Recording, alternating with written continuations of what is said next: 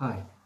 আচ্ছা, আমার প্রিয় স্টুডেন্ট বা আমার ছাত্ররা সবাইকে আগেও যেমন বলেছি, আজকেও তাই বলছি যে আমার মেন উদ্দেশ্য কিন্তু যে যে কোনো ম্যাথসের যে কোনো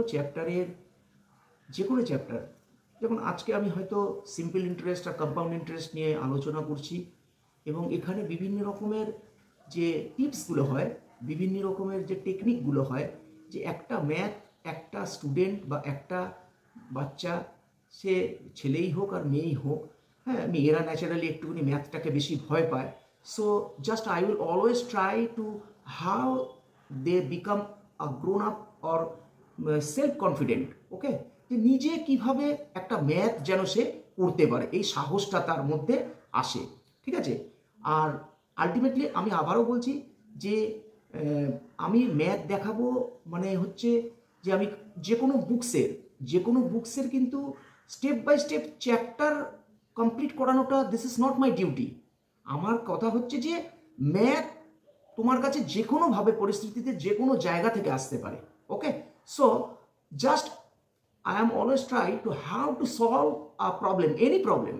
So independently একটা স্টুডেন্টের মধ্যে সেই যেন ব্যাপারটা গ্রো হওয়া। আমি আর বেশি কথা বলে এটাকে লঙ্গার করছি না। সো আজকে আমি দুটো ম্যাথস দেখাবো, ঠিক আছে, এই সিম্পল ইন্টারেস্টের ওপর। সো সিম্পল ইন্টারেস্ট কমপ্লিট হলে দেন আমি স্টার্ট করবো আবার কম্পাউন্ড ইন্টারেস্ট। ওকে, তাহলে কথাটা হচ্ছে যে আজকে আমি যে ম্যাথটা বলবো বা দেখাবো সেটা হচ্ছে, আজকে বাংলা ভার্সানেই বলছি আমি। হ্যাঁ, যারা বেঙ্গলি মিডিয়াম বোর্ডের স্টুডেন্ট আছো তাদের অবশ্যই এটা সুবিধা হবে। ইংলিশ মিডিয়ামের স্টুডেন্টদের হয়তো একটু প্রবলেম হতে পারে maybe, but I will try to little all of them. So okay, তাহলে কোশ্চেন হচ্ছে, বার্ষিক 6% সরল সুদের হারে কোনো টাকা কত বছরে দ্বিগুণ হবে? তাহলে আবারও বলছি, বার্ষিক 6% সরল সুদের হারে কোনো টাকা কত বছরে দ্বিগুণ হবে? ঠিক আছে, তাহলে আমি ঠিক আগের ক্লাসে যখন আমি বলেছিলাম, তো সেই জিনিস আবার আমি রিপিট করছি। তাহলে দেয়ার আর 4 কিওয়ার্ডস, চারটে মেন জিনিস আছে। চারটে জিনিসের মধ্যে হচ্ছে, একটা হচ্ছে পি, পি ফর হচ্ছে প্রিন্সিপাল বা যেটাকে আমরা বলি আসল, টি ফর হচ্ছে টাইম বা সময়।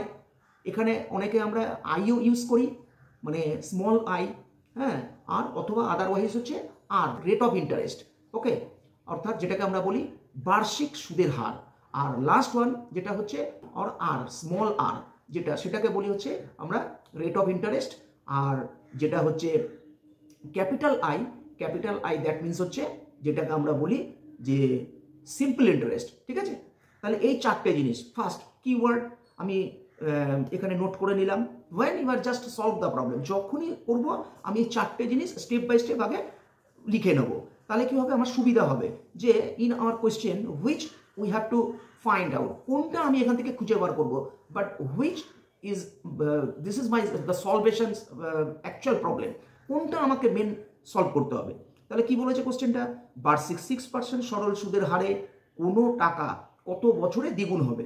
তাহলে এখানে দেখো মেন বলেছে যে কোনো টাকা, মানে হাউ মাচ অ্যামাউন্ট, কত টাকা, সেইটা আমার কিন্তু এখানে দেওয়া নেই। তাহলে আমি বলেছিলাম চারটে জিনিস, তাহলে দেখে নেবো চারটে জিনিসের মধ্যে কি কি দেওয়া আছে। তাহলে চারটে জিনিসের মধ্যে প্রথমেই আমি দেখলাম যে পি ফর প্রিন্সিপাল, সেটাই আমার মিসিং। ঠিক আছে, তারপরে হচ্ছে টি, টি ফর টাইম, হ্যাঁ, টি ফর টাইম, তাহলে টাইমটাও কিন্তু আমার মিসিং। ঠিক আছে, আর যেটা বললাম আমি স্মল আই অথবা যেটাকে বোঝাল আর রেট অফ ইন্টারেস্ট, সেটা দেওয়া আছে 6%, সিম্পল ইন্টারেস্ট সেটা দেওয়া আছে কত না, কত বছরে বলছে দ্বিগুণ হবে। তাহলে কত বছরে যখন দ্বিগুণ হবে, তাহলে আমি এখানে ধরে নিলাম যে আমার প্রিন্সিপাল অ্যামাউন্টটা সেটা হচ্ছে পি টাকা, আমি ধরে নিলাম পি টাকা। ঠিক আছে, তাহলে পি টাকা যখন নাকি কত বছরে, I don't know how much year it will take to twice, মানে দ্বিগুণ হবে, মানে পি টাকাটা 2p হবে। অথবা অনেক সময় এটা হতে পারে যে 100 টাকা যদি আমি ধরি, যে 100 টাকাটা কত বছরে আমার 200 টাকা হবে।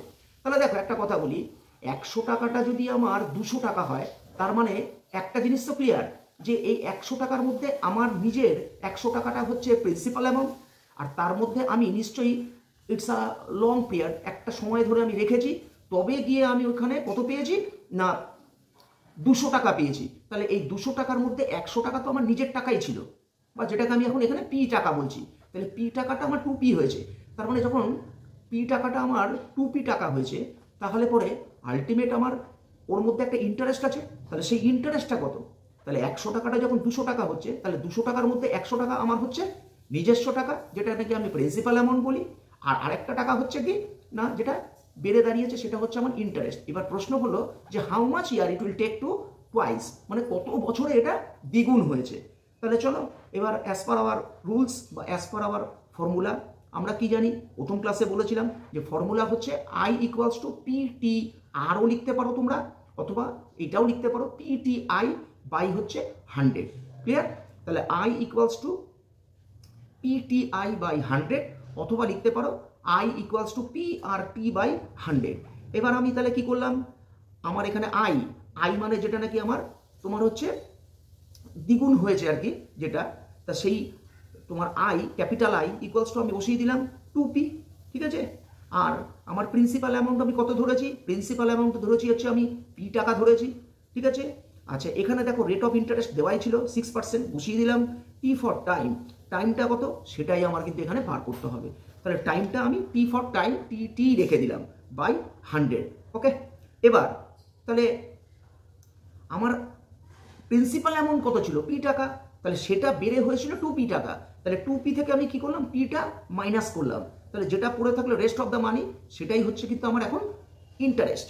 ওকে, আর এখানে তো আমার পি ফর প্রিন্সিপাল আমি তো পি ধরেই নিয়েছিলাম, 6 ইন্টু টি বাই হচ্ছে 100।